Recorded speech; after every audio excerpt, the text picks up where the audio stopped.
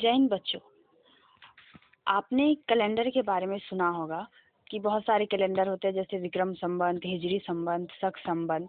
लेकिन ये संवत क्या है, इसे समझते हैं। संवत जिसे आप इंग्लिश में ईरा कहते होंगे। संवत का मतलब वर्ष या साल, जिसे आप ईयर कहते हैं, ये होता है।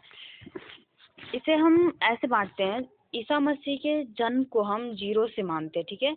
और उसके बाद के समय को ईसा मसीह के जन्म के बाद का समय लिखते हैं, यानी कि एडी। और ईसा मसीह के जो जन्म से पहले का समय है उसे हम बीसी लिखते हैं, यानी कि before the birth of Jesus Christ. तो फिर बुक में ईसा मसीह के जन्म का पहले का समय दिया रहता है, तो उसे ईसा पूर्व लिखा जाता है। और ईसा मसीह के जन्म के जितने भी डेट बाद दिए जाते हैं उसे हम ईस्वी लिखते हैं,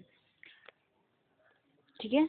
तो इतना आप समझ गए होंगे कि ईसा मसीह के जन्म के पहले को हम बीसी कहते हैं और ईसा मसीह के जन्म के बाद को हम एडी कहते हैं। एडी का मतलब होता है, जिसका शाब्दिक अर्थ की बात करें तो in the year of Lord, यानी कि जीसस क्राइस्ट की बात ही करते हैं हम इसमें। मैंने अभी आपको बताया कि ईसा मसीह के जन्म को हम 0 मानते हैं, और उससे पहले के समय को हम बीसी कहते हैं और बाद के समय को एडी कहते हैं। तो ईसा मसीह के जन्म से 57 वर्ष पहले जो भारत में एक राजा होते थे, जिसे राजा विक्रमादित्य जिनका नाम था, जब भारत पर जो है शक का जब हमला हुआ था, तो शक और राजा विक्रमादित्य के बीच में जो युद्ध हुए थे, उस युद्ध में राजा विक्रमादित्य की विजय हुई थी। और उसी विजय के उपरांत में उसी को सेलिब्रेट करने के लिए उसी दिन से उन्होंने एक संवत शुरू किया, यानी कि एक कैलेंडर शुरू किया, जिसे विक्रम संवत का नाम दिया जाता है। यानी कि विक्रम संवत जो है वह ईसा मसीह के जन्म के 57 वर्ष पहले शुरू हुआ था, ठीक है। अब बात करते हैं कि ईसा मसीह के बाद की जो संवत है। ईसा मसीह के जन्म के बाद 78 वर्ष बाद जो एक संवत शुरू किया गया, जिसे हम शक संवत कहते हैं, वो भारत में एक राजा कनिष्क हुआ करते थे, जिनका राज्याभिषेक किया गया था। तो उन्होंने उस दिन से एक कैलेंडर शुरू किया जिसे शक संवत कहते हैं, और वो भारत में ईसा मसीह के जन्म के 78 वर्ष बाद शुरू किया गया था।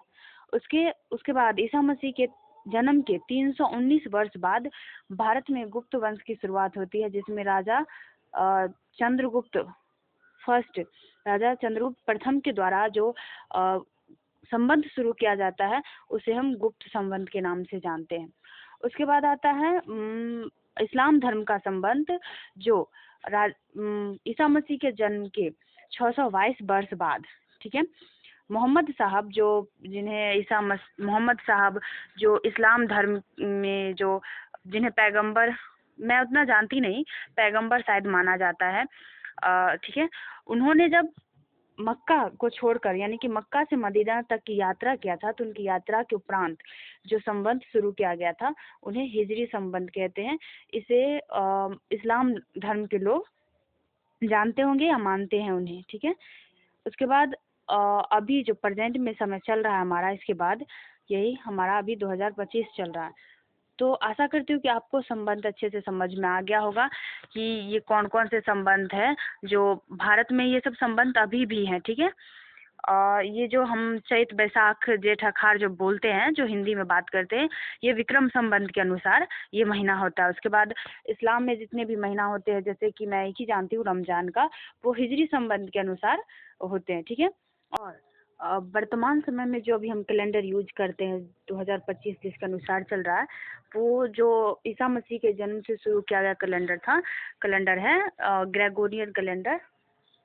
इसके अनुसार अभी वर्तमान में 2025 चल रहा है। आशा करती हूँ कि आपको संबंध के बारे में बहुत अच्छे से समझ आ गया होगा।